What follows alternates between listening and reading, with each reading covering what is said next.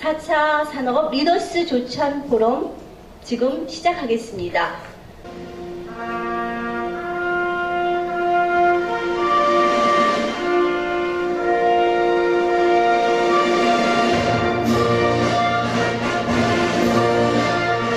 나는 자랑스러운 태극기 앞에 자유롭고 정의로운 대한민국의 무궁한 영광을 위하여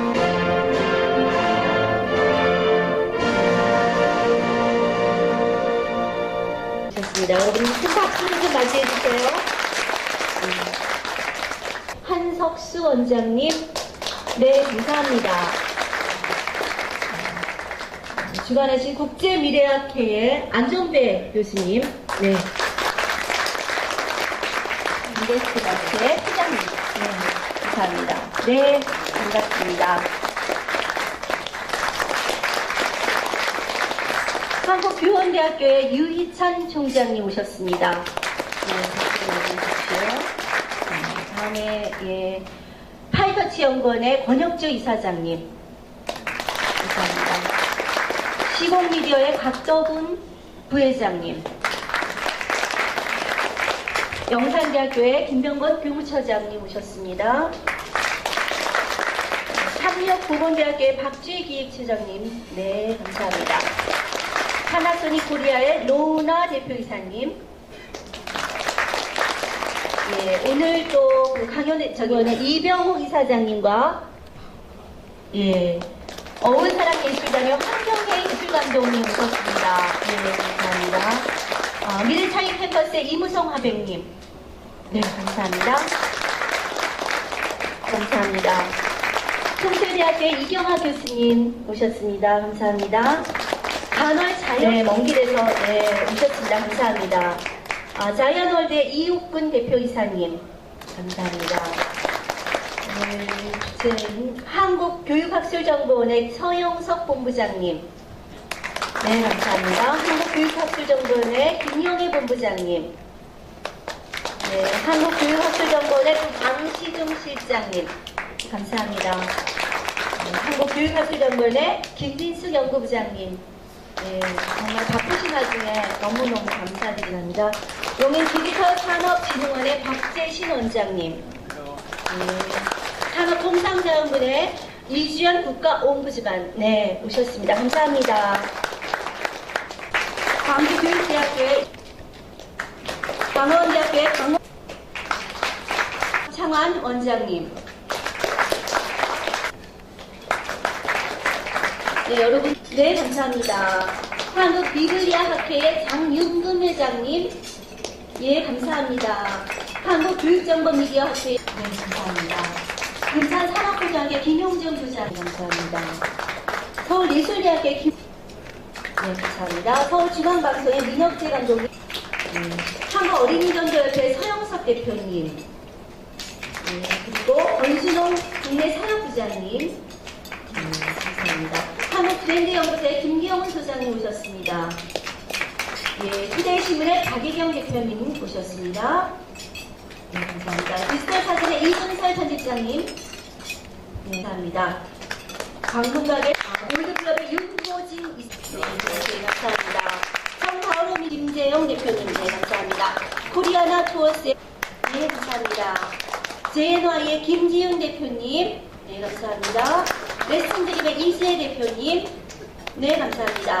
서학의 서승현 작가님, 예, 지금 그림 전시회 하시고 계십니다. 전원진승의 홀딩스의 김용선 총괄본부장님, 예, 지금 작가님의 남편 되십니다.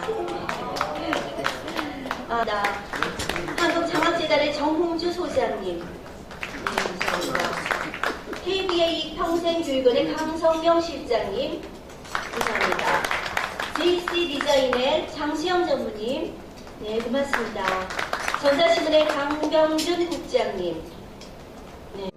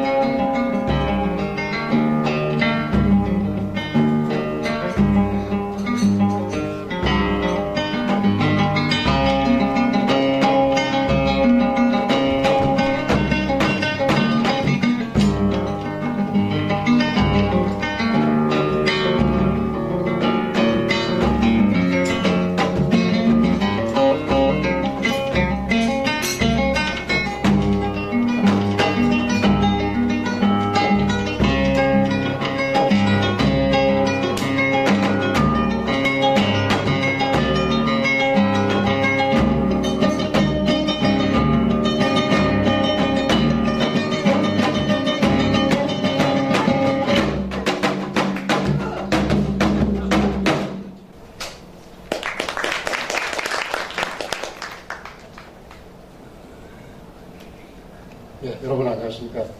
한국교육학술정보원장입니다. 영문으로 약칭해서 캐리스라고 그러는데요. 캐리스 원장입니다. 오늘 이 자리에 계신 분 중에는 그럼 한국교육학술정보원이 뭐하는 기관인가 그렇게 생각하시는 분도 없지 않아 계실 것 같아요. 이제 교육부 소속 교육부 산하 공공기관입니다. 쉽게 말씀드리면은 그 발전하는 그 ICT 그 정보통신 기술을 이용해 가지고 우리 아이들을 어떻게 잘 교수 학습시킬 수 있도록 하고 초중고 대학까지죠. 그 다음에 연구자들이 연구를 잘 할 수 있도록 할까. 그 다음에 교육행정을 효과적으로 잘 이렇게 좀 할 수 있을까 하는 그런 지원 기관입니다. 그래서 저희 이제 캐리스에서는 그 작년부터 여기 뭐 나와 있습니다만 미래학회하고 이렇게 해서 적어도 한 10년 정도 앞을 내다보면서 교육을 어떻게 4차 산업혁명 관련해 가지고 교육이 어떻게 대응해야 될 것인가 이런 것들을 같이 고민하고 또 포럼도 이렇게 하면서 지난 4월에는 국회에서 대한민국 미래 교육 보고서라는 그런 보고서도 출간하기도 했습니다. 여기에서 오늘 이 자리에도 참석해 계신 분들도 계시지만 각계 전문가 한 57분들의 원고도 받고 이래가지고 4차 산업혁명 교육이 가장 중요한 역할을 해야 된다고 하는데 어떻게 준비해야 될지 그런 사안들을 담았습니다. 그래서 보고서도 출간을 했고 오늘 이 조찬 포럼도 그러한 맥락에서 이렇게 진행이 되고 있습니다. 저는 뭐 이전에 여러 그 조찬 포럼 이런 쪽에 참석을 해봤지만 오늘처럼 기와 눈이 같이 이렇게 시원하고 즐거웠던 적은 없는 것 같습니다. 여러분들은 어떠실지 모르겠는데 아주 4차 산업혁명 시대에 어울리는 그런 컨셉이라는 생각이 들었습니다. 4차 산업혁명 하면은 융합, 초연결 이렇게 정리를 하는데 오늘 미술 감상도 하셨고 음악도 들으셨고 또 이제 4차 산업혁명 시대 인재 양성을 어떻게 해야 될 것인가 조동성 또 인천대학교 총장님께서 또 기조 강연도 해주실 건데 아주 훌륭한 자리가 될 거라고 생각이 듭니다. 저는 요즘에 정말 고등학교 다닐 때 오디세이아 읽어본 다음에 요즘에 다시 한번 이렇게 그 책을 봅니다. 그러면서 요즘에 4차 산업혁명 이렇게 하고 그러니까 인공지능 얘기하고 그러는데 이거 옛날 그리스 로마 신화에 나오는 그럼 거기 보면 신들도 있고 반신반인도 등장하면서 아주 재밌게 이야기가 전개되지 않습니까? 트로이 전쟁 마치고 돌아오는 오디세우스의 이제 그 귀환하는 그 장면을 쭉 이제 소설로 한 그건데 거기에서 저는 누구는 싱귤레러티도 얘기를 합니다. 그 시대가 오면 지금 인공지능이 정말 인간의 지능을 뛰어넘는 이런 시대가 오면 반신반인 그 신의 자식이기도 하고 요정이기도 하고 하는 그런 존재처럼 작용하지 않을까 하는 그런 생각을 해봤습니다. 그래서 트로이 목마도 이렇게 만들었고 그 고향으로 돌아오면서 포세이돈의 아들한테 이제 우애를 줬다고 그래가지고 저주를 받아서 정말 어려움을 겪기도 하고 사이렌 그 바다 요정의 유혹도 물리치면서 칼립스와 또 사랑에도 빠지고 이러면서 결국에는 귀향을 합니다. 그러면서 호모사피엔스로서의 그 전형을 보여주는 거죠. 지혜로운 인간으로서 그 동료들과 같이 협업하면서 어려움에 처할 때마다 정말 기지를 발휘해가지고 극복을 해서 정말 대단한 용기, 배짱을 가지고 그 무사히 고향으로 돌아옵니다. 그래서 저는 우리 그 21세기 4차 산업혁명 시대의 새로운 인재상이라 그러면은 그런 21세기형 오디세이를 제시할 수 있지 않을까 그런 생각도 해봅니다. 오늘 이 자리에서 그 조동성 총장님 말씀 들으면서 좀 더 진지하고 또 좀 좋은 그런 그 논의가 이어질 수 있기를 바라고요. 이른 시간입니다. 이른 시간이라 제가 이제 한 분 한 분 다 호명하면서 오늘 이 자리에 참석해 주신 여러분께 감사의 말씀 드려야 되는데 사회자께서 아까 다 이렇게 소개를 시켜 주셨기 때문에 그 감사의 말씀은 그것으로 가름을 하겠습니다. 오늘 조찬 포럼 준비해 주신 안정배 원장님 정말 수고 많으셨고 미래학회 또 오늘 여기 보니까 캐리스의 이사님들도 오셨고 정책 자문위원들께서도 오셨습니다. 앞으로 미래학회나 또 관련 단체들과 열심히 협업하면서 4차 산업혁명 시대 우리 교육이 어떻게 발전해 나가야 되고 어떻게 훌륭한 인재를 양성해야 될지 고민하면서 캐리스가 더욱더 열심히 일하겠다는 그런 약속을 드립니다. 다시 한번 이른 아침부터 이렇게 참석해 주신 여러분들께 감사하다는 말씀드립니다. 고맙습니다. 한교수 원장님 감사합니다. 4차 산업혁명 조찬 포럼, 리더스 조찬 포럼, 제4차 산업혁명 시대 인재 양성 어떻게 해야 하나. 조동성 인천대학교 총장님 모시겠습니다. 큰 박수로 맞이해 주십시오.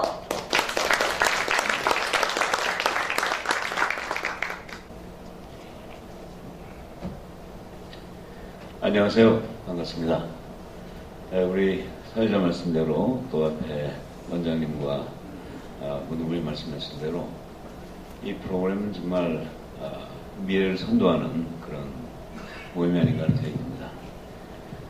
시간이 제한되어 있으니까 한 분 한 분 저도 감사 말씀드리고 인사드려야 되겠습니다만 오늘 좀 들어가도록 하겠습니다. 사실 저한테 이 4차 산업혁명 시대 그리고 인재양성 두 가지 화두를 주셨는데 제가 어떻게 생각할까 하다가 항상 그 주제에 대한 좀 챌린지라고 그럴까요? 반론을 좀 시작하면서 해야 아침에 그래도 아직 잠에서 충분히 깨어나셨겠지만 좀 자극이 될 것 같아서 4차 산업혁명이라는 그 주제에 대해서 한번 문제점을 한번 던져보고자 합니다.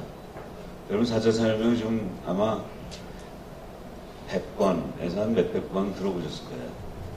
근데 과연 4차 산업혁명이라는 게 지금 사실 4차 산업혁명은 이 한 나라가 경제, 물론 경제 외에도 다양한 이슈가 있겠습니다만 그걸 발전시켜 나가는 국가 전략의 하나로서 제시하는 건데 4차 산업혁명은 정말 대한민국이 추구하는 여러 가지 전략 중에 하나지 그것이 다는 아닐 것 같아요.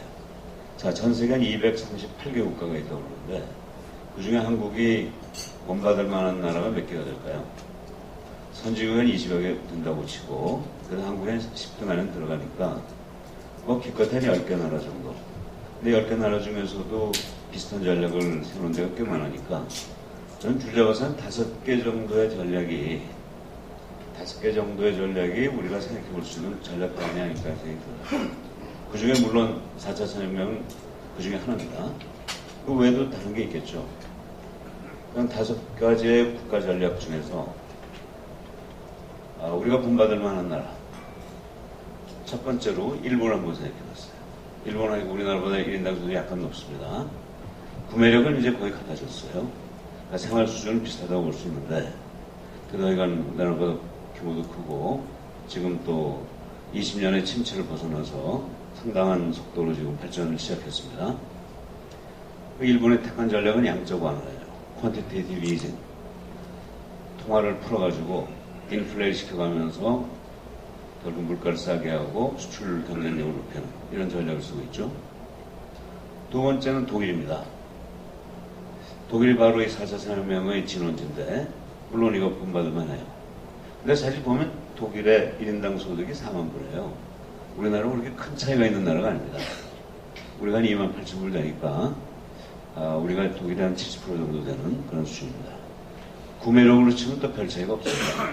그러니까 독일 사람이나 우리나라 사람이나 이제 물질적 수준은 큰 차이가 없는 그런 나라예요. 그럼에도 불구하고 본받을 바는 있겠죠. 세 번째는 어딜까요? 세 번째는 미국. 미국은 5만 5천 불이니까 우리나라보다 한 2배쯤 되는 그런 경제를 가지고 있어요. 1인당 소득으로. 근데 미국이 이 트럼프 대통령 이후 지금 채택하고 있는 확산 전략은 보호무역입니다. 그것도 국가 전략으로선 선택할 수 있는 전략이에요. 네 번째는 어딜까요? 스위스를 생각해 볼 수 있겠는데 스위스는 8만 불이니까 거의 우리나라 1인당 소득의 3배쯤 되는 나라인데 스위스는 아주 고도로 집중화된 몇 개의 산업에 특화해서 그거를 국내가 아니라 세계 전체로 펴는 그래서 규모를 키우는 그래서 저는 이걸 글로벌 포커스라고 이름 붙여봤습니다. 이것도 하나의 전략이 될 수 있겠죠. 다섯 번째 나라는 어딜까요? 다섯 번째 나라는 아직 정확하게 이 나라가 이것만을 추구한다고 볼 수는 없지만 약간의 미래적인 성향을 가지고 있는 이 핀란드. 그 다음에 에스토니아라는 나라가 있어요. 1991년까지 소련 연방의 하나로 정말 제일 못사는 나라 중에 하나였는데, 그 후에 약 28년, 한 27년 사이에 이 에스토니아라는 정말 못사는 나라가 한국을 벌써 뛰어넘었어요. 한국보다 더 잘 사는 나라가 됐습니다. 아마 지난 28년 동안 가장 빨리 성장한 나라가 에스토니아일 것 같은데, 이 나라가 선택하고 있는 전략, 또 중국도 나름대로 가고 있다고 보는데, 그거는 스마트 네이션, 스마트 국가 전략입니다. 또 하나의 전략이죠. 자, 과연 한국은 이 중에 어떤 전략이 가장 바람직할까요? 4차 산업혁명이 정답입니까? 한번 그걸 보기 위해서 하나하나 좀 살펴보시죠. 자, 일본의 이 양적 완화 전략은 엔화 공급을 확대해서 엔저 현상, 수출 증대, 성과를 냈지만 부작용으로는 국내 이 소비에서의 상당한 결국 소비자가 희생되면서 경쟁력을, 대외적인 경쟁을 갖춘 정책이고요. 다만 외국인 관광객들이 급부상했습니다. 한동안 한국이 일본을 뛰어넘었었는데 여기서 다시 한국이 일본한테 밀려버렸습니다. 이 관광국으로서. 근데 제일 중요한 건 이거예요. 일본의 자위대가 이제 해외로 나가서 방어가 아니라 공격을 할 수 있도록 헌법이 개정됐습니다. 그리고 나름대로 노련한 외교력을 가지고 또 상당한 투자를 통해서 워싱턴을 장악하고 그러면서 이 자국 우월주의 정책을 묘하게 포장해가지고 나름대로 이 국민들을 하나로 모았어요. 그래서 일본 사람들은 약한 사람한테 강하고 강한 사람한테 약하다고 그러잖아요. 근데 지금 그동안 강한 세계 경제 속에서 아주 약해 있다가 지금은 다시 뭉쳐가지고 좀 약한 사람들한테 강한 그런 오만한 모습을 보이고 있습니다. 그런 나름대로 경제는 상당히 좀 발전하고 있어요.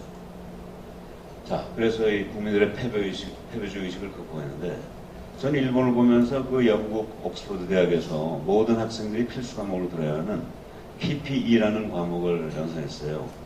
그럼 PPE 아시죠? Philosophy, Politics and Economics.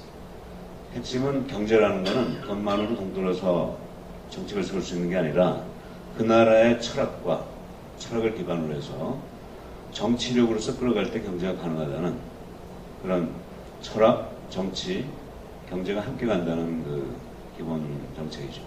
저는 바로 이런 일본의 자국 우월주의라는 게 올바른 철학은 아니죠, 당연히. 그러나 일본의 자국 이기주의적인 그런 철학, 그런 철학에 기반을 둬가지고 아베의 상당한 정치력으로 그 경제를 성공시키고 있는 그런 모델로 봅니다. 다만 저는 이걸 아류라고 볼 수밖에 없는 게 철학이 반듯하고 세계 모든 나라에게 정말 윈윈이 이루어지는 그런 정책이라면 제가 아류라는 단어를 뗄 텐데 유감스럽게도 그렇지 못하단 말이죠. 제로섬 게임에서 나타나는 현상이기 때문에 아류라는 단어를 붙이지 않을 수가 없는 것 같아요. 자, 독일이 바로 4차 산업혁명의 지원지고 지금 2012년에 이 독일 정부에서 하이텍 전략 2020 액션 플랜이라는 걸 세웠고 거기에 인더스트리 4.0이 있는데 인더스트리 4.0은 독일의 여러 기업 중에서도 지멘스라는 그룹에서 회사에서 내부 전략을 세운 게 국가 전략이 된 거예요. 그 나름대로 지금 상당히 하고 있는데 이 핵심은 뭐냐면 이 제조업의 과정을 보면 제품 개발이 제일 먼저 있고 생산, 유통, 판매, 소비 이런 과정이 있는데 그동안은 이 하나하나의 소위 로컬 옵티멈 부분적인 최적화를 가지고 경제를 이끌어가다 보니까 저 효율성이라는 게 2% 3%는 늘릴 수 있는데 획기적인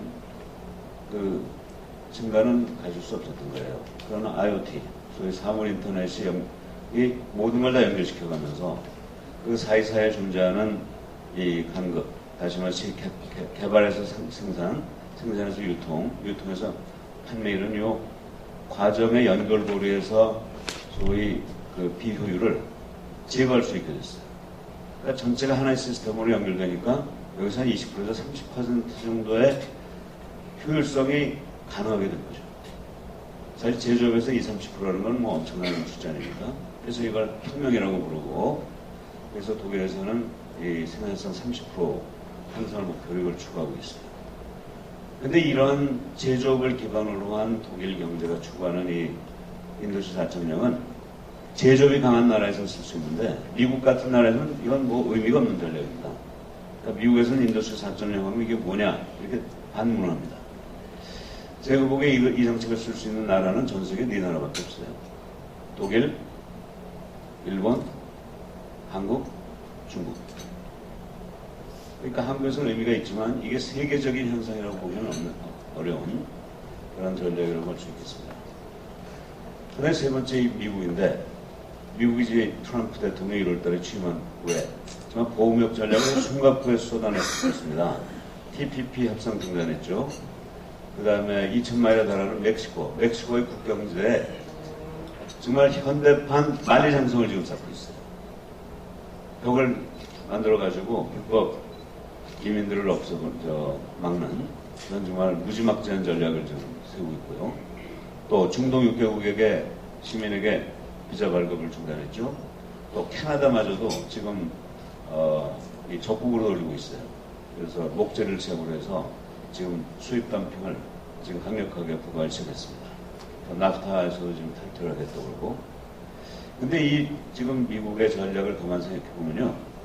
1890년대에 이 영국과 독일, 오스트리아, 그 다음에 1930년대에 또 영국, 프랑스하고 독일, 일본이 벌리던 보호무역 전략이 지금 보호무역 정책이 지금 연상이 됩니다. 사실 이 세계 역사를 보면 전쟁이 한번 일어나잖아요. 그럼 승리한 나라가 있고 패배한 나라가 있습니다. 승리한 나라는 여러 가지 여건이 힘이 좋으니까 승리하자마자 항상 자유무역을 표방합니다. 1918년의 벨사유 협정이나 1944년의 브레튼 우드 협정이 전부 전쟁 이후에 세계 경제, 세계 무역을 자유무역으로 가져가요. 왜냐하면 그게 승전국에게 유리하니까. 근데 10여 년 지나서 이 승전국이 좀 방만하게 경제를 운영하다가 경제가 나빠지잖아요. 그럼 슬슬 보호무역이 나와요. 근데 다른 나라가 약하면 그게 유지되는데 다른 나라는 가만히 있지 않잖아요. 부딪히잖아요. 그럼 보호무역이 부딪히면서 결국 나타나는 게 세계대전입니다. 1차 대전, 2차 대전이 전부 1890년대, 1930년대 보호무역이 결국 귀결된 결과입니다. 전 지금 이 미국이 시작하는 이 보호무역에 지금 가장 강력한 경쟁자는 역시 중국이죠. 중국이 그냥 양보를 하면 한동안 버티겠지만 아마 중국도 양보를 할 수 없을 거예요. 결국 부딪히면 어디로 가겠습니까? 전 역사가 정말 세 번째 불행한 역사가 반복되면 안 된다고 생각하는데 참 위험한 그런 전략이면 틀림없습니다. 네 번째 스위스 모델은 정말 세계시장을 상대로 금융산업을 비롯한 소수의 서비스 산업에 특화해서 소득을 올려요. 사실 이런 금융산업 같은 서비스 산업이 아니면 5만 불대를 넘어서기는 어렵습니다. 지금 전 세계에서 8만 불대 올리는 이 스위스가 제일 인덱 수준이 높은 나라고요. 이거보다 더 높은 나라가 딱 3개가 있어요. 하나는 카타르입니다. 13만 불. 이거는 오일이죠. 그 다음에 2개가 더 있는데 그럼 하나는 룩셈부르크고요. 또 하나는 리히텐슈타인입니다. 둘 다 아주 조그만 나라죠. 그래서 두 나라가 다 금융을 가지고 11만 불대의 소득을 올리고 있어요. 스위스도 8만 불대의 소득을 올리는 게 제조업 때문에 올리는 게 아니고 금융 때문에 올립니다. 자, 그러니까 여기에서 이제 우리는 어떤 모델을 선택할 건가 하는 과제가 생기는데, 이제 한 가지 더 한번 생각해 봅시다. 5번째 이 스마트 국가라고 하는 전략인데, 이 배경은 제가 좀 경험을 한 게 하나 있어요. 제가 1949년생입니다. 그러니까 1950년대 후반에 제가 국내학교를 다녔어요. 그래서 저도 아마 여러분도 비슷하셨겠지만 만화를 제가 좋아했어요. 그때도 만화방이 있었습니다. 그래서 만화 읽는데 그때 읽은 만화 중에 하나가 지금도 생각이 나요. 제가 읽은 만화는 아마 여러분 중에 상당한 분들이 마징가 제트 시대일 것 같은데 그 이전 시대의 만화니까 홍길동이 배나리 보쯤 메고 뭐 이렇게 다니는 그런 만화예요. 어떤 어린애가 개울가에서 놀고 있었어요. 근데 개울을 따라서 뭐가 반짝반짝하는 게 흘러내려오는 거예요. 주워봤더니 깨진 거울에. 깨진 거울을 바라보는 순간 갑자기 어린이가 거울 속으로 쑥 들어가 버렸어요. 들어가 보니까 거기에 자기가 못 보던 마을이 나타나는 거예요. 신장로가 있고 옆에서 어린이들이 놀고 있어요. 어린이니까 거기 가서 모르지만 가서 뛰어서 한참 놀았어요. 해가 뉘엿뉘엿 집에 가야 되겠다고 생각하는 순간 자기도 모르게 깨진 거울에서 쑥 하고 빠져나온 겁니다. 집에 갔더니 엄마가 왜 늦게 들어왔냐고 야단쳤어요. 이게 제가 60년 전에 봤던 만화입니다. 자, 근데 그 만화가 지금 어떻게 되죠? 60년 만에 시연이 됐잖아요. 우리가 지금 깨진 거울 속에 들어가서 서너 시간씩 놀다 나오지 않습니까? 그래서 그 만화가의 정말 그 상상력에 경의를 표하지 않을 수가 없는데, 자, 정말 우리가 이렇게 지내는 이 깨진 거울, 이걸 오히려 능동적으로 생각해보자 이거죠. 아예 우리 삶 전체를 깨진 거울 조각 안으로 가지고 들어가자 이겁니다.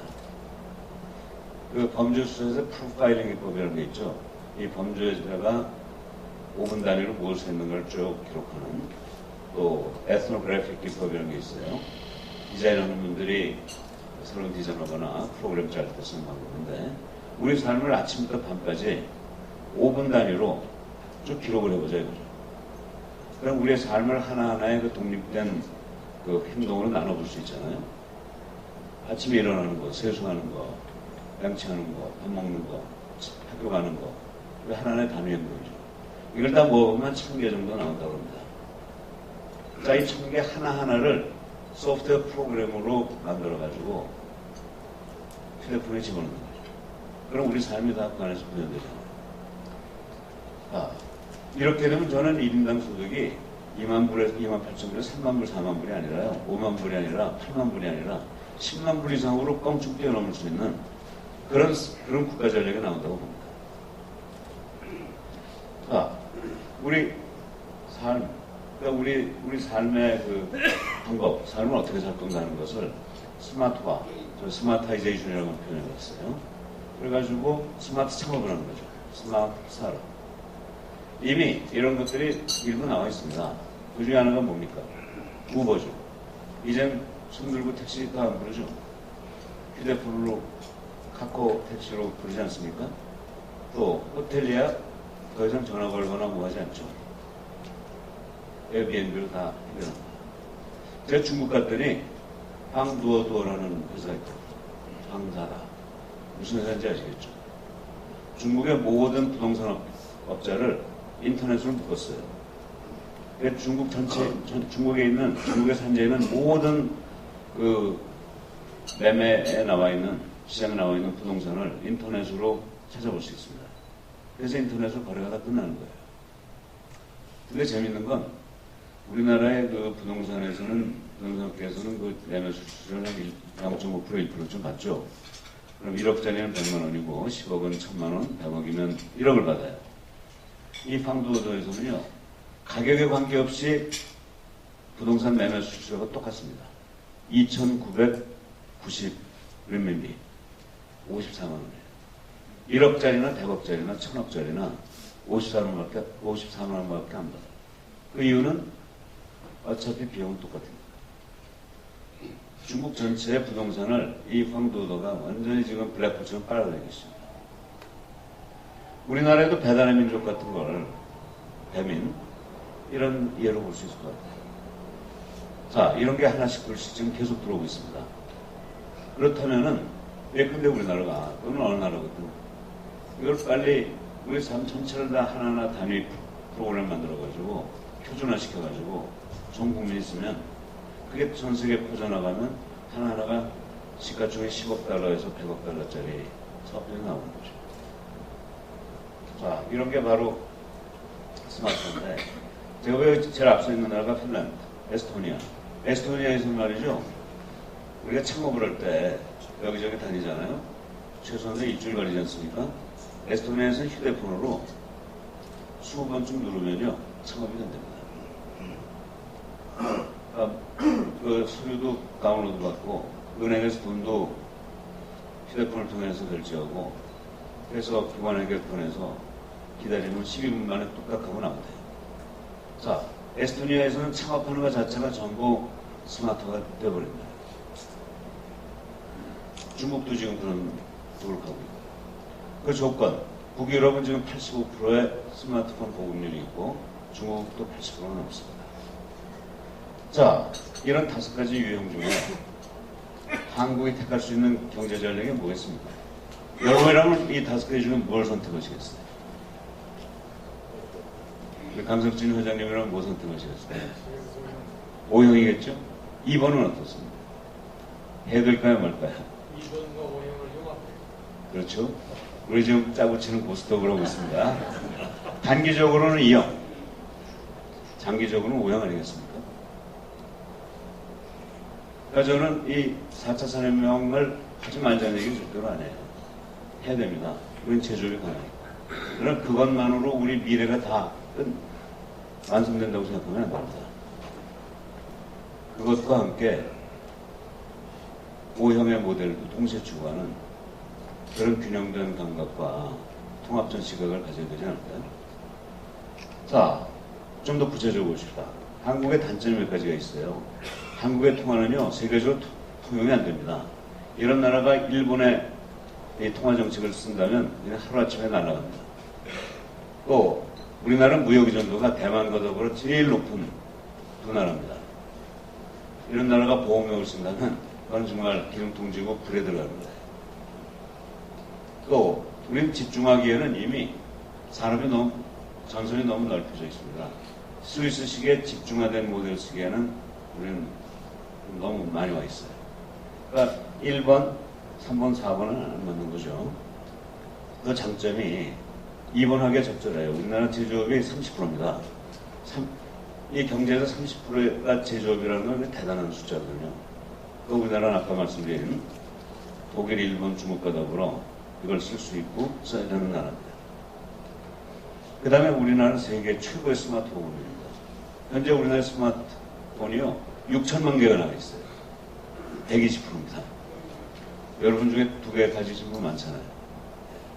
그러니까 우리나라는 어느 나라보다도 이걸 쓸 수 있는 조건을 가지고 있어요. 그런데 이 두 가지를 어떻게 동시에 달성하느냐가 이제 과제예요.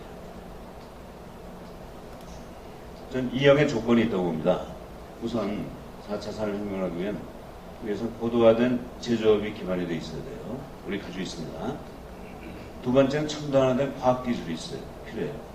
상당히 가지고 있지만 아직도 갈 길이 멉니다. 세 번째가 중요한데 그 경영자와 근로자가 합의를 해야 됩니다. 4차 산업혁명으로 가서 효율성이 30% 올라간다는 건 뭘 의미하겠습니까? 근로자에게는. 결국 단계와 단계 사이에 지금 비효율성이 있다는 건 그거를 인간의 노동력이 커버하고 있다는 거거든요. 이걸 연결시켜버리면 인간이 어디로 갑니까? 근로자가 어디로 갑니까? 몇 사람은 효율성이 높아지겠지만 상당수는 일자리를 잃게 됩니다. 로봇가 대체하게 됩니다. 자, 지금 우린 일자리 창출하자는 것이 이번 문재인 정부의 첫 번째 과제인데 4차 산업혁명과 일자리 창출은 어떻게 될까요? 정면을 부딪히는 방향입니다. 우리가 적극적으로 4차 산업혁명을 추구할 수 있을까요? 근로자의 합의가 없이. 또 근로자가 우리나라 인구 60%인데 60%를 희생해가면서 경제가 발전하는 것, 그게 무슨 의미가 있습니까? 그래서 이 대전제는요, 경영자와 근로자가 합의를 해서 정말 근로자가 희생당하지 않는 그런 틀 속에서 4차 산업혁명이 일어나야 된다는 그런 과제가 있습니다. 5형도 마찬가지예요. 규모의 경제가 필요합니다. 왜냐하면 이런 프로그램이 표준화가 돼가지고 전 세계로 커지려면 최소한의 규모 경제가 필요해요. 우리나라 5천만 명이면 충분한 정도의 규모 경제를 가지고 있습니다. 두 번째는 빅데이터와 인공지능에 기반한 표준화된 ICT가 필요해요. 우리 상당한 수준에 가 있지만 이미 중국이나 미국 같은 나라, 유럽 몇 나라, 우리보다 더 빠른 속도로 가고 있기 때문에 금방 밀립니다. 노력을 해야 돼요. 세 번째가 있어요. 사회적 경제적 양극화가 해소되지 않으면 이 스마트라이제이션 의미가 없습니다. 이 휴대폰 안에서는 모두가 다 평등해요. 자, 이런 평등한 경제적, 사회적 지위를 확보하는 게 스마트라이제이션이 한국 전체의 표준이 되기 위한 필요 조건입니다. 자, 그렇다면 결국 우리가 이 두 가지를 동시에 달성하기 위한 공통분모는 빅데이터와 인공지능에 기반화해서 표준화된 ICT, 그리고 그걸 기반으로 한 첨단과학기술이 첫 번째 필요 조건이고요. 두 번째는 기업 구성원과 사회 구성원이 화합을 해서 이걸 기반으로 한 인간 중심 사회가 만들어지는 게 두 번째 과제입니다. 이 두 가지를 갖추지 않고 두 개를 동시에 추구할 수는 없습니다. 자, 여기서 이제 세 번째 문제가 나옵니다.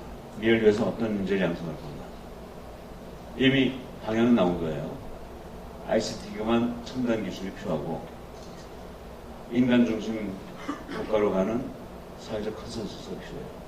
이걸 갖춘 인간이, 인재가 우리에게 필요한 미래 인재라고 볼 수 있겠죠. 자, 이 두 가지인데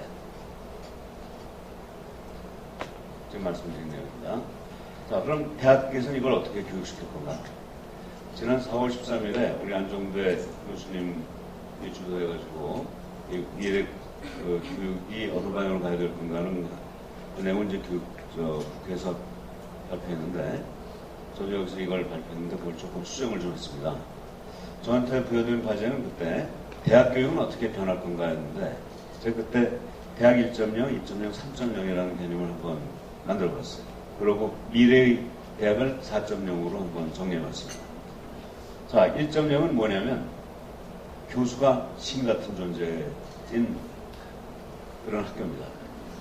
교수는 하느님 같은, 교수님이 그냥 일방적으로 지식을 주입하면 교과서 강의를 통해서 학생들은 무조건 따르는 그런 전통적인 대학, 우리가 상당히 오랫동안 경험하고 있고 아직도 존재하고 있는 그런 대학입니다.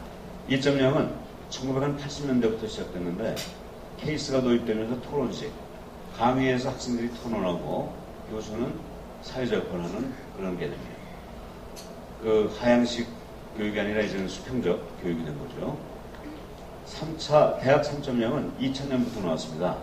여기 나오는 플립 러닝. 플립 러닝 뭔지 아시죠? 동전을 던져서 이렇게 앞뒤 가리는 걸 플리핑이라고 그러잖아요. 뒤집는 걸 플리핑이라고 그러죠. 지금까지는 교육을 학교에서 공부하고 집에 가서 복습을 했는데 이걸 플립하면 어떻게 됩니까? 학교에서 공부하고 집에서 공부하고 학교에서 복습하는 거죠. 집에서 무크를 가지고 공부하고 학교에서 교수님과 함께 무크에서 공부하는 걸 다시 한번 복습하는, 그게 이제 새로운 시스템이죠. 자, 이렇게 되면 이제 더 이상 교육은 학생들 전체를 대상으로 하는 게 아니라 학생 하나하나가 다 독립적으로 공부를 하는 주체가 되는 거죠. 교수는 조력자에 불과하고 공부 방식은 탐색형, 교육 방향은 이제 오히려 상향식이 되는 그런 모델입니다. 저는 이걸 대학 3.0이라고 봤어요. 문제는 미래입니다. 미래는 어디로 갈까요? 작년에 알파고가 이세돌을 이겼죠. 4대1로. 단 한 번 이세돌을 이겼는데 그 이세돌이 이긴 승부수가 바로 제 넥타이에 여기 빨간 점으로 있습니다. 이게 이세돌이 한 번 이긴 걸 기념하기 위해서 만든 넥타이라고 그래요. 정말 어떻게 보면 여기 빨간 점 하나가 우리 인간의 한계를 상징하는 것 같은데. 자, 이제 우리나라는 전 세계에서 어느 나라 사람보다도 빨리 20년 안에 우리 현재 일자리 중에 50%가 날아간다는 것에 대해서 아무도 이의를 제기할 수 없는 그런 환경이 만들어진 나라입니다. 아마 중국이 이번에 커제가 3대5를 지면서 중국 국민들이 지금 따라가고 있습니다. 자, half of our jobs will disappear in 20 years. 이런 게 너무나 당연하게 받아지는 나라가 된 거예요. 로봇가 우리를 지배하는 나라. 로봇과 대역이라는 나라. 자, 이런 상황에서 뭐가 바뀌어야 되겠습니까? 저는 이제 판매자 차에서 구매자로 이미 바뀌었고, 이거는. 그 다음에 주체에서 교수가 학생으로 바뀐 거, 이미 다 바뀐 겁니다. 근데 이 차원에서 지식이나 정보가 전달되는 대학이 아니라 판단력이라든가 인간다움 같은 게 가르쳐지는 그런 변화가 일어나야 될 거고요. 그 다음에 공부, 이 학습의 메커니즘, 이 방법에서 미케니컬한, 기계적인 데서 이제는 오르가닉한, 유기적이고 휴머니스틱한, 인간적으로 바뀌는 이 두 개 부분이 바뀌어지지 않을까 생각이 됩니다. 자, 그래서 여기 제가 이 중에서 이 자원과 메커니즘 쪽에서 변화가 일어날 거라고 생각을 하는데요. 그래서 저는 두 가지 개념을 한번 생각해 봤어요. 알파 대학, 베타 대학. 그러니까 미래 대학을 알파 대학과 베타 대학으로 정리하면 사실 알파 대학은 뭘까요? 알파 대학은 인공지능을 호랑이 등처럼 등에 탄 것처럼 타고 가는 거예요.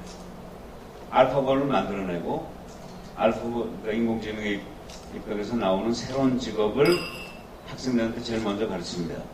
이게 알파 대학이겠죠. 베타 대학은 전혀 그 반대로 가는 겁니다. 인공지능이 침범하지 못하는 능력, 가치 판단, 창의력, 인간다움 등을 학생들이 갖추도록 하는 대학. 근데 사실 이건 또 의미가 있는 게 우리가 지금 알파고를 상징으로 하는 인공지능이 대세라고 그러지만 이게 얼마나 갈까요? 5년 갈까요? 10년 갈까요? 100년 갈까요? 100년 갈 리는 없죠. 아마 10년 가는 10년도 전에 5년 정도 안에 인공지능을 대체하는 또 새로운 경기가 나올 겁니다. 그럼 그때는 알파고에 기반을 둔 대학들은 다 또 무너질 수밖에 없어요. 그럼 그 다음에 대학 5.0을 준비를 해야 되잖아요, 지금부터. 그게 오히려 베타 대학의 그 역할이라고 볼 수 있겠습니다. 이 두 가지의 개념을 조금 더 정해보면 알파 대학은 단기적으로는 굉장히 성장할 거예요. 번성할 겁니다. 근데 문제는 이 인공지능에 관련된 이런 새로운 개념을 익히는데 이제는 2년이나 3년, 4년씩 필요하지 않습니다. 대학이라는 데는 학부가 4년, 석사가 2년, 박사가 3년 이 정도 아니에요? 요새는 그렇게 기다릴 수가 없어요. 그래서 요새는 그 무크라든가 또 요새 우다시티라는 회사가 나오고 있는데 그런 데서는 일주일, 한 달, 3개월에 집중적인 공부를 해가지고 학위를 주는 그런 개념이 나오고 있어요. 사실 4년 지나다 보면 벌써 전부 새로운 게 나오는데 어떻게 학위 과정을 4년 동안 하느냐 이런 개념. 그러니까 그런 조직이 나오면서 알파 대학의 힘은 아마 많이 떨어질 수밖에 없을 거예요. 베타 대학은 뭡니까? 인공지능이 대체 불가능한 가치 판단력인데 저는 여기서 한번 대학 0.0이라는 개념을 한번 또 세워봤어요. 대학 0.0은 이제 선사시대죠. 대학이 나오기 전에. 지금 전 세계에서 제일 오래된 대학을 이태리의 볼로니아 대학이라고 그러는데 한 1000년쯤 됐죠. 그러니까 그 1000년 이전에는 대학이 없었거든요. 그러나 그때에도 교육은 있었을 거 아닙니까? 그걸 대학 0.0이라고 본다면 그 대표적인 케이스는 기원전 500년, 지금부터 2500년 전에 동양의 공자나 서양의 소크라테스 같은 부르들이 제자를 기르는 방식이겠죠. 끊임없는 질의응답을 통해서 학생들을 자극해서 새로운 지혜를 얻게 하는 이런 게 바로 베타 대학이 아닐까 생각해봤습니다. 그러니까 근데 문제는 지금은 구루가 없으니까 구루를 대체하는 게 뭘까요? 전 클래식, 고전이라고 생각합니다. 이 클래식 책을 읽으면서 또 그걸 가지고 토론하면서 그걸 가지고 에세이를 쓰면서 지혜를 찾아나가는 그런 방식이 바로 베타 대학의 모습이 아닐까 생각했습니다. 그래서 여기 대학 0.0, 1.0, 2.0, 3.0 한 다음에 대학 4.0 알파와 베타가 이게 바로 미래의 모습인데 자원에서는 그러니까 가르치는 그 학습의 내용에서 인공지능이라든가 지혜가 될 거고 뭐 탐색, 경질, 응답이 되겠는데 어떻게 보면 아까 우리가 얘기한 그 국가전략의 2.0 인더스트리 4.0하고 그 다음에 5번째 형 스마트라이제이션 그걸 결합했을 때 필요한 두 가지 능력이 있었죠. 하나는 ICT에 기반한 첨단과학이고 또 하나는 인간을 앞에 내세우는 그런 가치관에 입각한 휴머니즘. 결국 그 두 가지가 바로 알파와 베타에 의해서 커버가 될 수 있지 않을까 이렇게 생각이 듭니다. 자, 아까 말씀드린 우다시티가 하나 이해인데요. 이건 알파, 대학 4.0 알파 이해입니다. 이 우다시티는요, 무크하고도 조금 다른 게, 무크에서는 뭐 하버드나 스탠포드 교수들이 가르치는 거 아닙니까? 이 우다시티는 뭐냐면, 아마존의 개발자가 프로그래밍 수업을 가르치고, 페이스북의 데이터 사이언티스트가 빅데이터를 가르치고, 구글의 마케터가 앱 마케팅을 가르치는, 현장에 앞선 사람들이 현장에 쫓아오는 사람들을 가르치는. 그러니까 교수나 대학은 이제 사라진 거예요. 자, 이런데 요새 젊은이들이 열광을 하는 거죠. 얼마나 자신 있냐면요. 그 밑에 지금 빠져 있는데, 이걸 공부하고 취업이 안 되면 이 교육비를 환불해 준다고 합니다. 우다시티에서. 그 정도의 자신을 가지고 지난데 지금 제일 성장하고 있는 조직 중에 하나입니다. 그 다음에 이제 베타 대학의 사례로는 미국 세인트 존스 유니버시티라는 데가 있어요. 메릴랜드하고 그 다음에 저 산타페, 저 뉴멕시코에 그 캠퍼스가 두 개가 있다고 그러는데 여기서는 4년 동안 고전 100권을 읽는다고 합니다. 그러고 읽고 토론하고 에세이 쓰는 게 핵심인데 4년 동안 첫 해에는 히랍의 역사나 철학, 아까 우리 한석수 원장님 말씀하신 그 오디세이 같은 거를 이때 읽는 거죠. 그 다음에 2학년 때는 중세 르네상스, 3학년 때는 계몽주의, 4학년 때는 근대학문인데 재밌는 건 여기서 역사나 철학이나 문학만 읽는 게 아니고 자연과학이나 공학도 고전을 통해서 읽는다는 거예요. 그러니까 뉴턴의 프린키피아를 읽고 유클리드의 기하학을 읽는다는 거예요. 왜 요새 나오는 첨단 과학을 소개하는 책을 안 읽고 옛날 책을 읽느냐? 제가 한번 질문해 봤어요. 여기 나온 분한테. 그랬더니 이렇게 얘기해요. 지금 학생들은 앞으로 5년, 10년이 아니라 30년, 50년 살아가야 될 사람 아니냐? 그럼 30년, 50년 후에도 읽힐 책을 지금 읽어야 되지 않느냐? 근데 지금 첨단 과학을 소개하는 책은 분명히 5년, 10년 후에는 아무도 안 읽는 쓰레기통에 들어가는 책일 거다. 그러나 1000년 전, 2000년 전에 쓰여진 책은 앞으로 100년 후, 1000년 후에도 읽힐 거다. 오디세이는 100년 후에도 읽힐 거다. 그러니까 100년 후에도 읽힐 책을 읽어야지 없어질 책을 읽는 게 무슨 의미가 있느냐. 저는 거기서 정말 충격을 받았어요. 클래식이라는 게 옛날 책이 아니더라고요.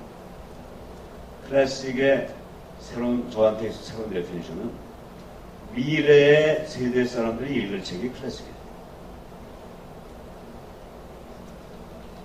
자, 이런 식의 새로운 개념. 또 이 세인트 존스 유니버시티에 한 30% 정도가 취업을 하고 70% 정도가 이 석박사로 간다고 그러는데 30% 정도 취업하는 학생들의 취업률은 100%라고 그래요. 또 하나가 시카고 대학이죠.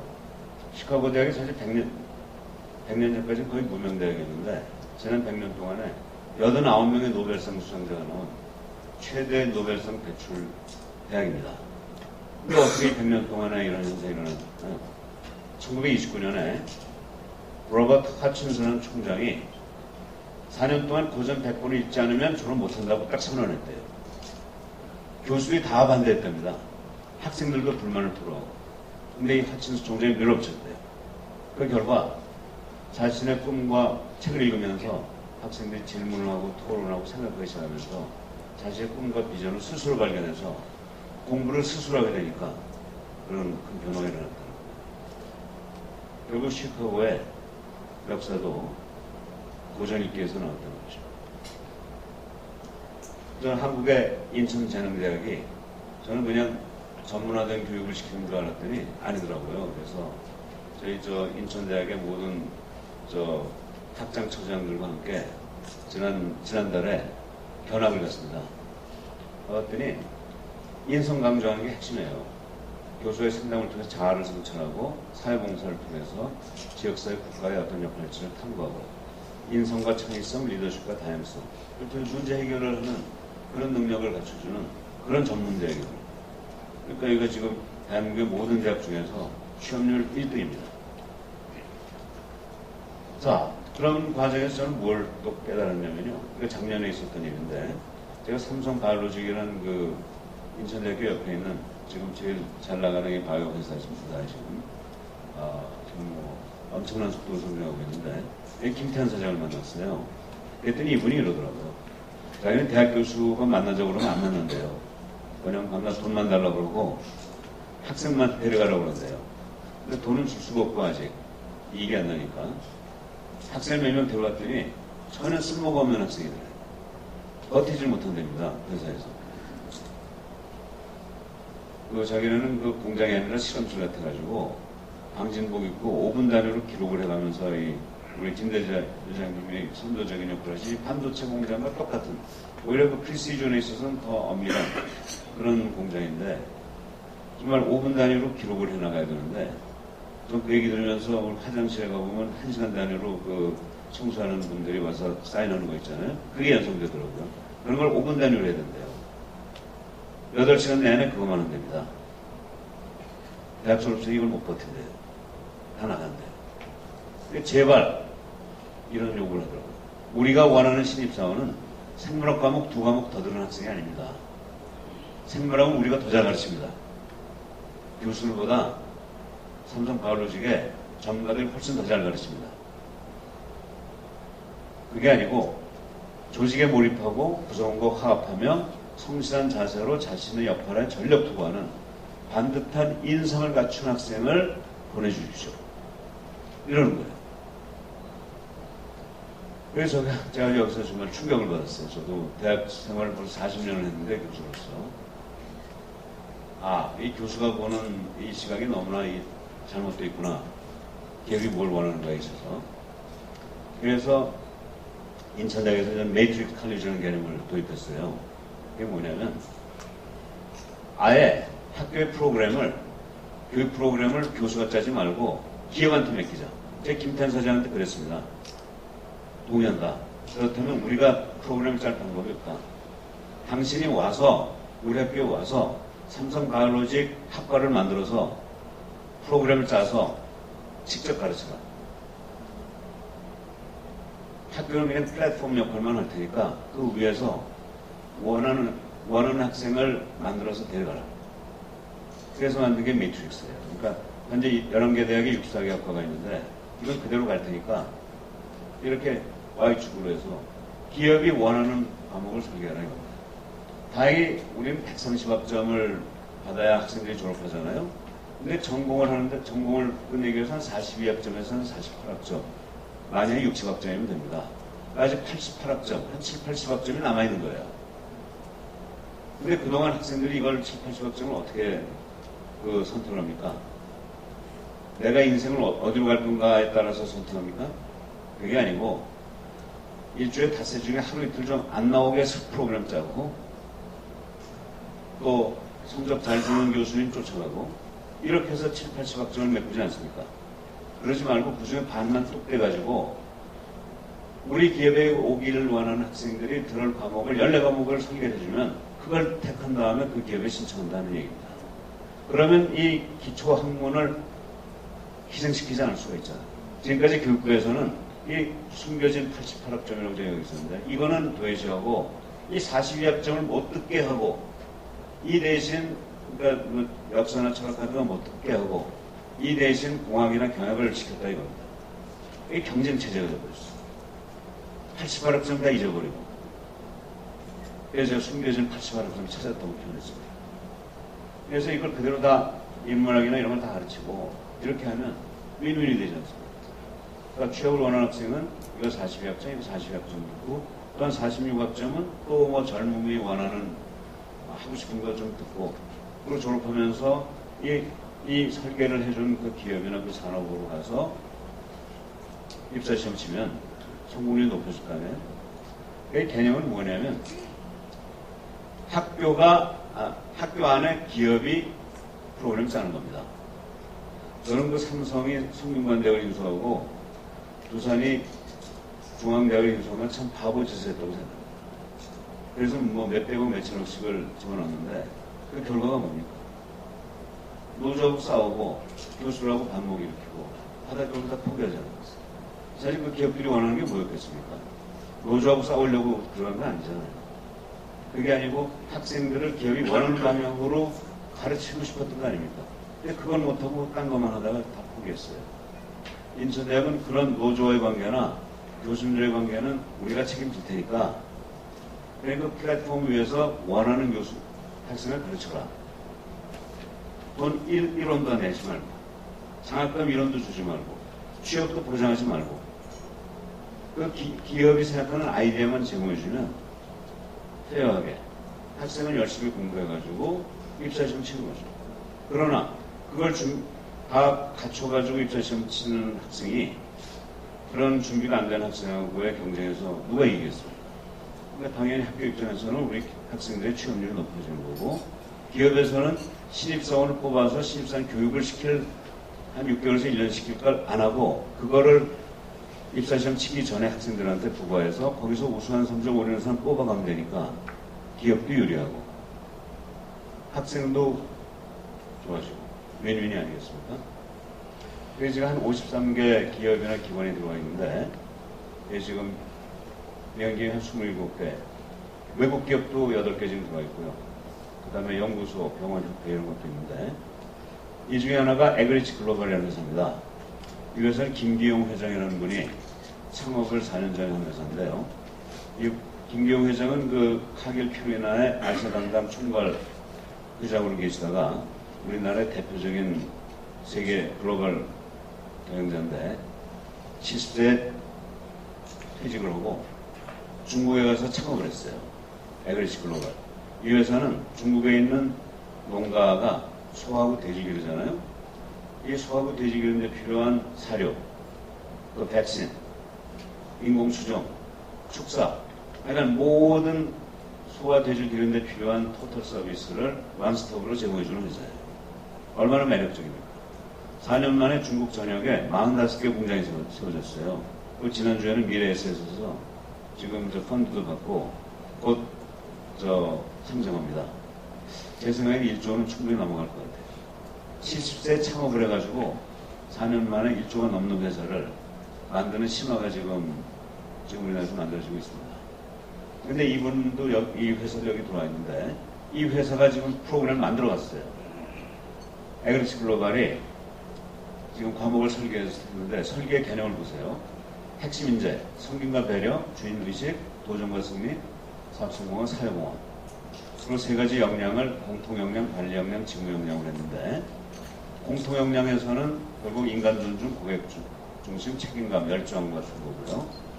관리 역량에서는 관계 형성, 자기 개발, 그 다음에 경청 능력, 직무 역량에서는 좀 테크니컬한 거. 이 세 개를 합쳐보면 공통 관리 직무를 합쳐보면 이런 개념들이 나옵니다. 보세요. 전부 인문학 아닙니까? 에그리치 글로벌에서 원하는 인재상은 인문학적 소양을 갖춘 사람이에요. 자, 그래서 이 프로그램이 이렇게 지금 만들어진 겁니다. 요게 지금 그 14과목, 한 20과목쯤 되는데요. 발표와 토론, 논리로 보는 세상, 비판적 사고력 연습, 인간관계와 리더십, 자기 표현과 의사소통, 창의적 사고와 문제 해결, BT 산업시대의 미래, 독책 성장과 환경 등등인데요. 전 이 에그리치 글로벌에서 만들어 온 이 프로그램을 보고 너무 매력적이더라고요. 어떻게 이런 프로그램을 우리가 만들어야 되는 거 아니냐. 그러고 우리 교수님들하고 얘기를 했어요. 그랬더니 교수님 뭐라고 그러냐면요. 이 교무 처장이. 이거는 에그리치 글로벌에서 만들어 온 게 아니고 이 인천대학의 교과과정 플랑을 한 학기당 2,300개씩 4,600개가 개설되거든요. 그걸 보내줬더니 그 중에서 고른 겁니다. 이미 이 과목 하나하나가 전부 다 인천대학에서 설계가 돼서 가르쳐지고 있는 과목입니다. 그 중에서 뽑아낸 거예요. 그러니까 저도 그렇고 상당한 교수들이 이런 과목이 인천대에서 가르치고 있다는 것도 좀 모르고 있었던 거예요. 그러니까 있었어도 학생들 입장에서 이걸 선택해야 된다는 개념이 없었던 거죠. 그런데 에그리치 글로벌에서 이렇게 정확하게 이걸 뽑아주니까 에그리치 글로벌과 같은 중국계 회사에 가서 활동하고 싶은 사람은 이제 뭘 배워야 된다는 게 선명해진 거 아니에요. 그러니까 학교에서는 돈 1원도 들지 않고 새로운 프로그램을 만든 거예요. 교육부의 예산 배정이 필요가 없습니다. 이런 걸 하는데. 결국 이 기업이 가지고 있는 아이디어를 제공해 주는 것만 가지고 모든 게 다 풀리는 그런 상황이 됐어요. 그래서 저는 이 미래대학, 이제, 그래서 저는 이걸 한번 정리해 봤는데, 이 대학 4.0의 알파와 베타를 좀 합친 모델을 한번 개발해 보자. 그리고 대학 0.0하고 비교해 보면, 소크라테스 공자와 공통점은 인성 강화, 삶의 의미, 인본주의 이런 거고요. 차이점이라면 옛날엔 현이 있었지만 지금은 고전이고, 옛날엔 질의응답이지만 지금은 읽고 토론하고 쓰기. 교육 방법에 있어서 옛날에는 최근에 우리가 경험하고 있는 대학 1.0, 토론과 강의 2.0, 교과서 강의 2.0, 토론 3.0, 무크와 플립플러닝의 경험이 없었잖아요. 현재 우리는 가지고 있으니까 이걸 활용하자 이거죠. 또 21세기 알파고를 생성되는 그런 첨단과학 몰랐잖아요. 우리는 알지 않습니까? 아니까 활용해야죠.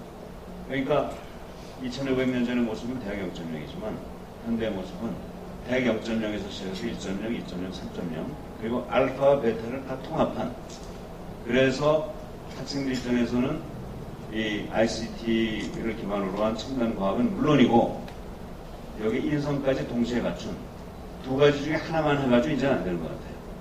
두 가지를 필요 조건과 충분적으로 갖춘 그런 인재를 개발하는 게 과제가 아닐까 하는 생각이 들어서 지금 현재 제가 맡고 있는 국립인천대학교는 이 매트릭스 칼리지라는 개념으로 대학 4.0 알파 플러스 베타 이런 모델로 나가야 되겠다고 생각을 하고요. 이게 미래에 필요한 인재 양성의 하나의 모습이 아닐까 이렇게 생각합니다.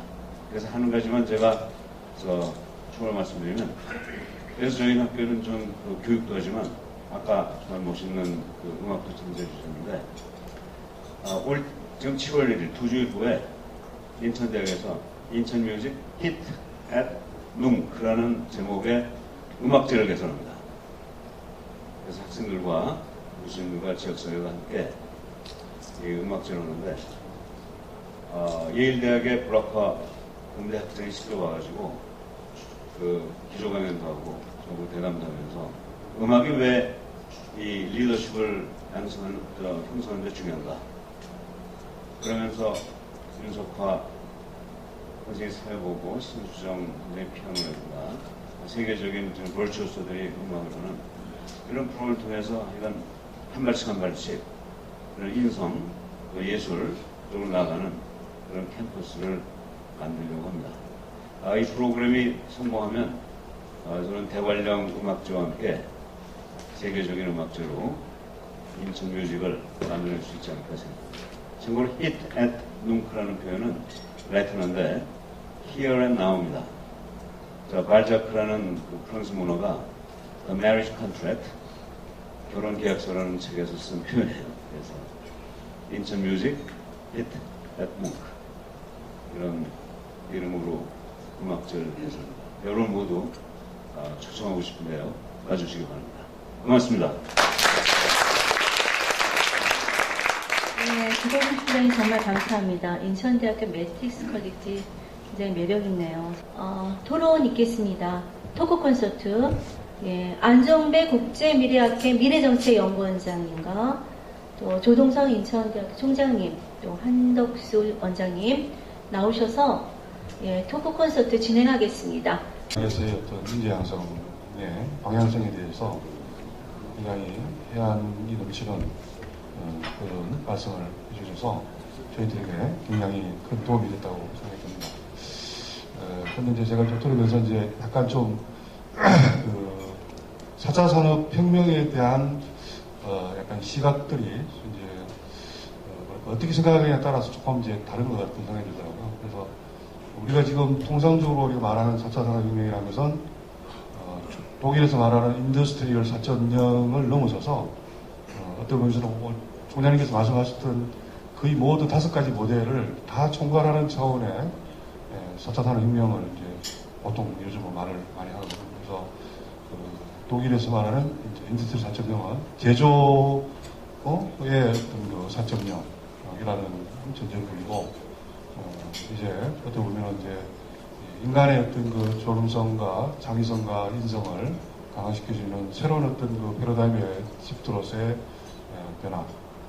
그래서 그 인공지능이나 사물인터넷, 빅데이터에 의해서 대체할 수 없는 그런 어떤 새로운 어떤 변화의 어떤 걸음으로 우리가 이제 가는 방향에서 약간 4차 산업혁명이라고 하는 좀 더 포괄적으로 말하는 그런 시각도 있다. 그 말씀을 이제 드릴 수 있다고 생각하고요. 오늘 말씀하셨던 여러 가지 중에서 특히 이제 플로우에서도 여러 질문을 해주셨습니다.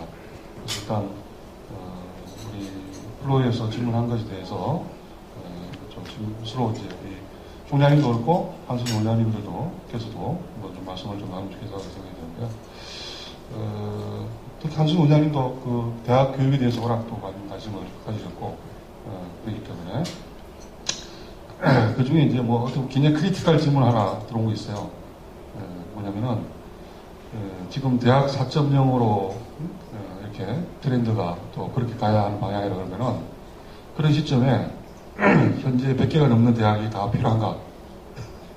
굉장히 크리티컬한 질문인데 뭐 어떻게 보면은 좀 이 크리티컬 질문부터 한번 두 분의 의견을 한번 들어보도록 하겠습니다. 총장님부터 한번 말씀해 주시죠. 예. 제가 1990년부터 매년 핀란드를 쭉 다녔어요. 그래서 한 10여 년 동안 다녔는데 그 기간 동안에 핀란드가 은행 산업을 엄청나게 혁신을 시켰어요. 1990년에 저희 우리나라에서는 이제 이 핀란드는 소위 미소 냉전 체제 속에서 서유럽하고 동유럽, 소련하고 무역이 안 되는 상황에서 중립국을 표방하고 양쪽에 물건을 갖다 놓고 중개무역을 해서 경제가 엄청나게 성장했다가 소련이 붕괴되니까 그 나라 경제가 반토막이 났습니다. 그때 은행이 33개가 있었는데 베이코 야스케나라는 사람이 나타나서 그 33개를 은행 한 개로 합쳤어요. 33개 은행을 하나로. 그런데 한참 있으니까 그 하나는 계속 경쟁을 받는데 그 다음에 은행이 한 100개쯤 또 새로 생기더라고요. 왜냐면 큰 은행이 하나 있으니까 이제는 부티크 은행들이 그 부분을 이렇게 커버하는 그런 방향이 돼가지고 오히려 은행 개수는 늘어나더라고요.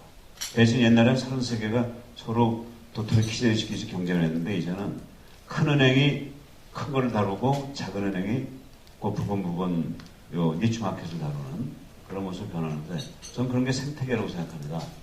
저는 대학도 마찬가지로 이런 큰 변화 속에서 현재 우리나라에 386개 대학이 있어요.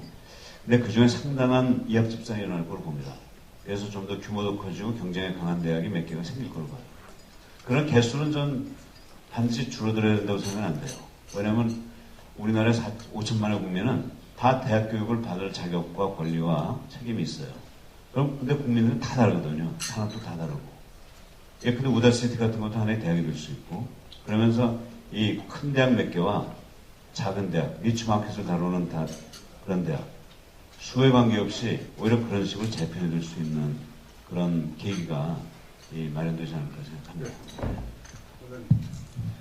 예, 저도 대학 숫자가 인위적으로 이렇게 줄어들어야 된다 그런 것보다는 정부에서도 대학 구조조정이라는 그런 정책을 적극적으로 추진을 하고 있습니다만 거기서 지향하는 것이 이제 작지만 강한 특성화된 대학 이런 쪽으로 좀 양성이 됐으면 좋겠다 하는 그런 뜻을 많이 얘기했습니다. 왜냐하면 대학이라는 것이 단순한 하나의 교육기관의 그런 의미를 넘어서 지역 공동체의 어떤 핵심 센터로서 하는 그런 기능 이런 것들도 많이 있더라고요.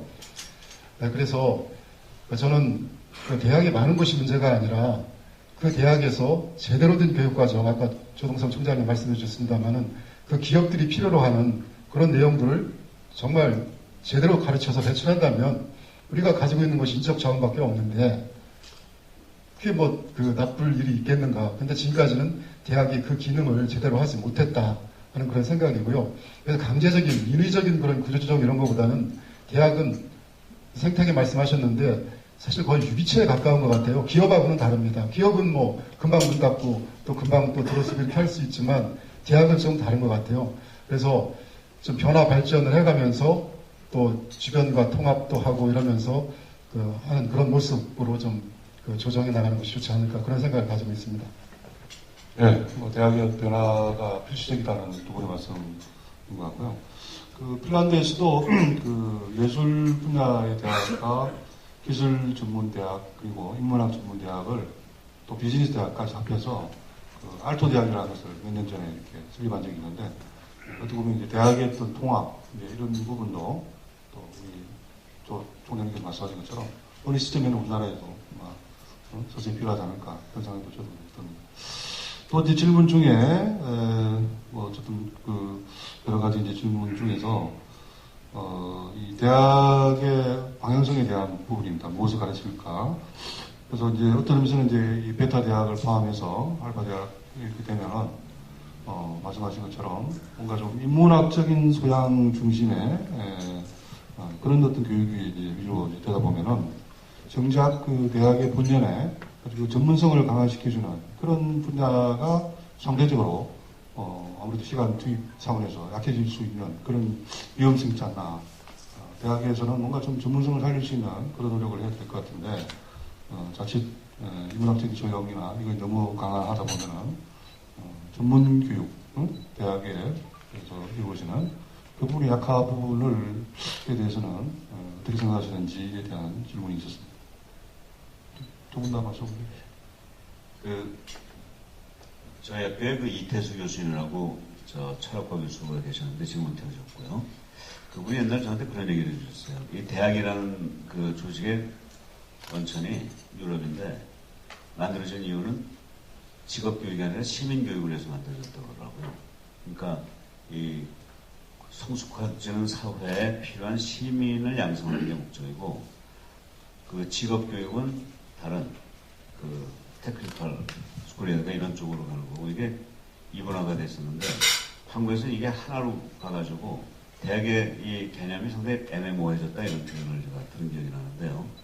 저는 바로 그런 것 같습니다. 저는 원칙적으로 대학이라는 게 직업교육을 담당하는 그런 테크니컬 유니버시티도 물론 있겠지만 상당수는 사실은 건전한 사회 시민으로서 선진화된 국가를 이끌어나가는 그런 구성원을 양성하는 대학이 돼야 되고 그런 면에서 저는 지금 우리나라의 그 대학 교육에 대한 그 방향을 고등학교 졸업생이 82%까지 가는 게 선준화되지 못하고 선준화된 나라처럼 70%를 가야 된다는 그 논리에 저는 도저히 동의할 수가 없습니다.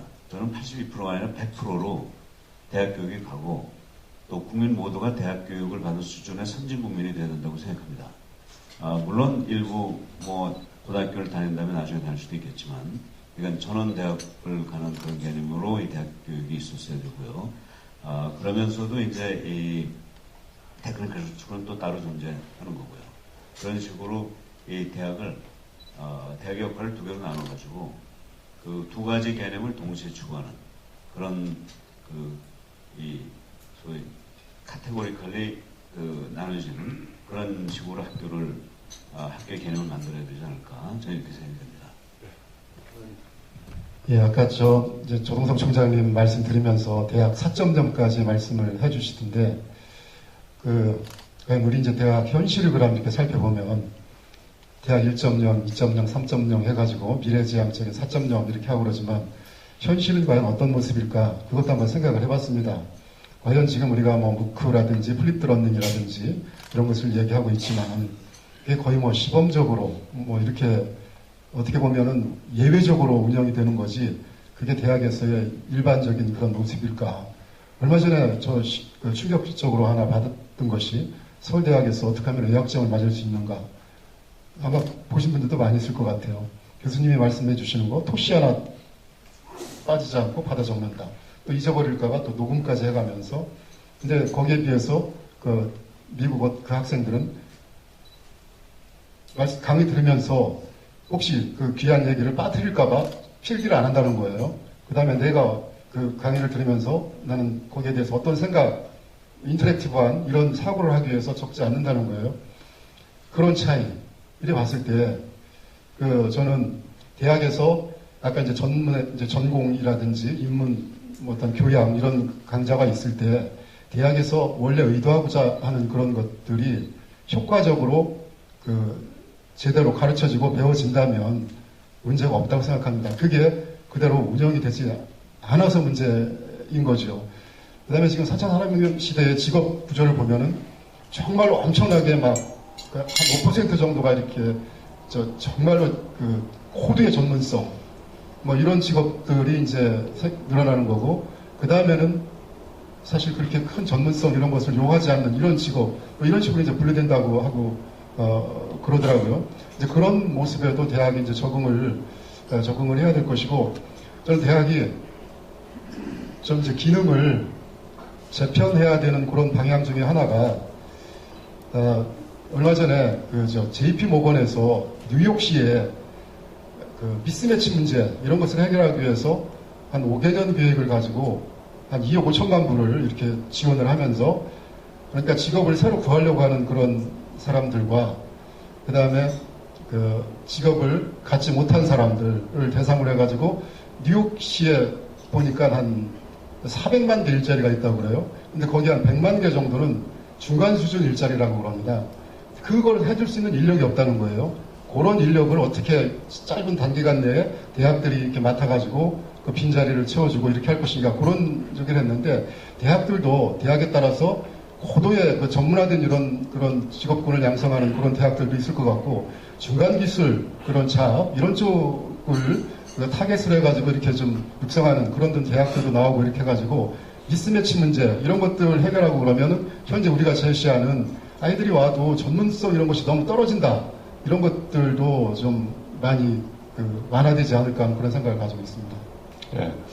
얼마 전에 어떤 공대 교수가 이제 그 기말 시험 문제에다가 그 핸드폰이 잘 걸리지 않을 때 어떤 조치를 취해야 되는가에 대해서 써라 그랬는데 그 중에 어느 답을 보고 너무 기뻐서 만점을 줬다는데요.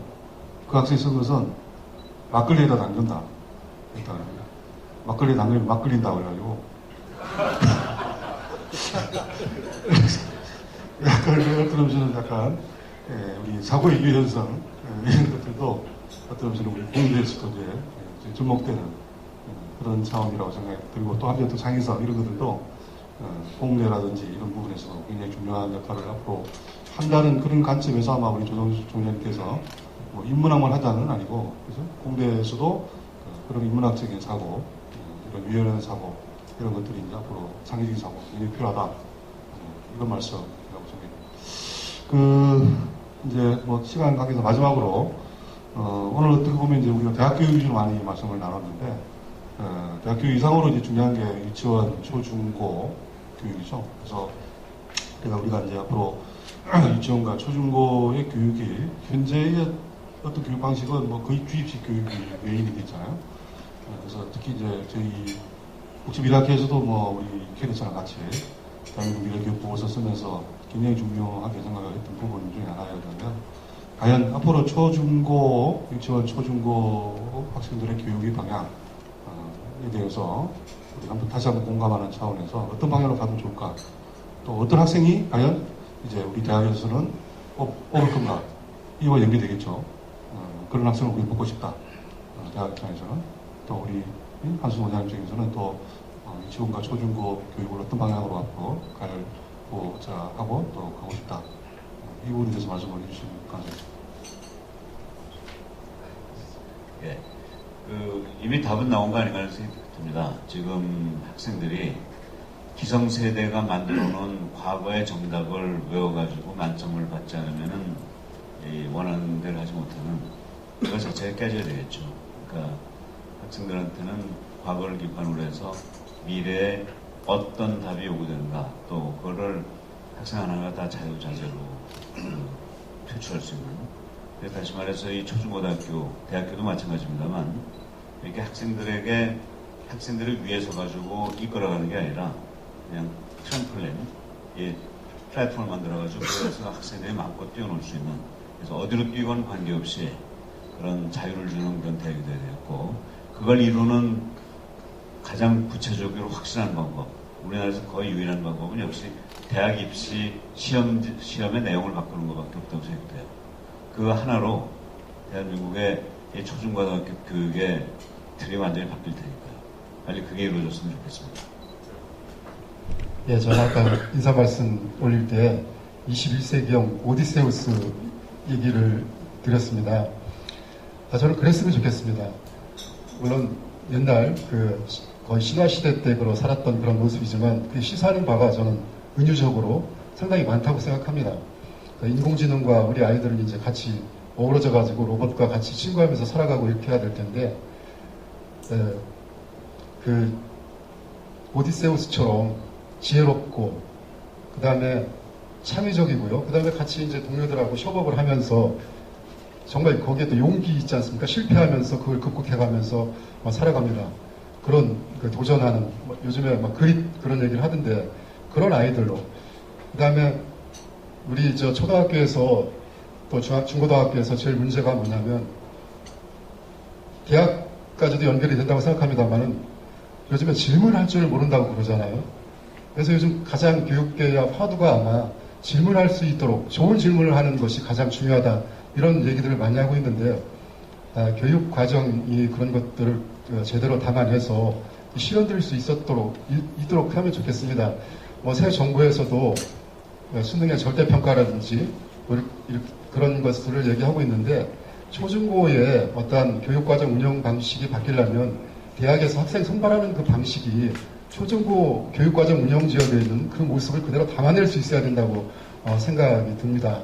그래서 저는 아무튼 그렇게 지혜롭고 또 용기 있고 또 같은 구성원들과 협업해가면서 어려운 도전을 극복해가는 21세기형 오디세우스를 양성할 수 있는 그런 초중고가 되었으면 하는 그런 바람을 가지고 있습니다. 네, 아주 시인이시기도 한데 우리 원장님 멋진 말씀을 하신 것 같고, 저도 저는 4차 산업혁명을 저는 제2의 르네상스로 생각합니다. 그래서 어떤 의미에서는 우리 인간의 본연의 본질적인 속성인 창의성, 또 감성, 인성, 휴머니티, 이것이 어떻게 보면은 이 인공지능을 넘어서서 우리가 찾아야 하는, 또 그와 같은 길로 우리 인간의 본질을 다시 한번 찾아가는 그런 차원에서 이 4차 산업혁명을 바라볼 때 뭔가 좀 4차 산업혁명 자체가 우리 인간의 행복을 추구할 수 있는 좋은 기회라 생각이 들고요. 저희들 대한민국 미래교육보고서라는 책에 아마 나가실 때 보르쇼가 있을 텐데, 거기 보시면은 유치원과 초중 고등학교의 가장 중요한 핵심적인 교육과정 4가지를 저희들이 제시를 했는데, 어떤 것을 길러야 되느냐. 첫 번째는 창의적인 그런 인지 역량, 그 다음에 두 번째는 인성을 갖춘 감성 역량, 그리고 세 번째가 협력하는 사회 역량, 그리고 네 번째가 생애 주기의 평생 학습 역량. 크게 이 4가지의 역량을 기본적으로 유치원, 초중고등학교 배우면은 그걸 기반으로 대학에서 또 전공 분야와 이렇게 다시 결합을 시키면서 훨씬 더 이 새로운 시대, 미래 시대에 필요한 문제로 이렇게 양성이 되지 않을까 그런 생각이 들었습니다. 그래서 우리 그런 어떤 전체적으로 그런 어떤 보고서에 그런 내용도 있으니까 나중에 한번 참조를 하시기 바라고요. 저희들이 어떤 의미에서는 우리 대한민국 미래 교육의 방향성을 좀 제대로 진단하기 위해서 작년 1년 동안 같이 연구도 하고 보고서도 내고 컨퍼런스도 하고 있고, 다음 저희들이 미래 세미나 이 부분이 저희 8월 23일 날 오후 3시에 국회의원회관 회의실에서 있는데, 이때 주제가 4차 산업혁명 시대 현 정부의 교육혁신 과제와 정책 대토론회. 그래서 오늘 여러분께서 정말 하실 말씀 굉장히 많으실 건데 아직 못했던 그 내용을 8월 23일 오후 3시 국회의원회관에서 미래 교육 혁신에 대한 전반적인 내용에 대해서 한번 대토론회를 저희들이 한 4시간에 걸쳐서 개최할 예정이니까 그때 또 말씀을 많이 나눠주시고요. 그리고 아마 오늘 저희들이 들어오실 때 몇 가지 브로셔를 나눠드렸을 겁니다. 그래서 미래창의사관학교라든지 또 7월 7일 날 있는 인성데이, 또 인성 그리고의 공모전 이런 부분들도 어떤 의미에서는 우리가 큰 틀에서는 우리 뭔가 창의롭고 또 인성과 이 감성을 좀 더 강화시키기 위해서 저희 국제미래학회와 또 그린컨텐츠 본부에서 같이 어떤 부분은 캐리스랑 같이 많이 협력하면서 이 사회에 뭔가 의미 있는 일을 하려고 지금 계속 노력하고 있으니까 관심을 많이 가지시기 바랍니다. 일단 오늘 토크쇼는 이제 이것으로 이제 마치고 먼저 우리 조동수 원장님과 한솔 원장님께 큰 박수로 보여주세요.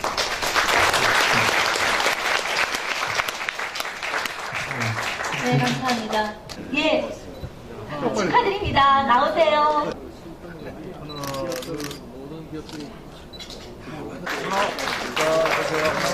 네, 축하드립니다.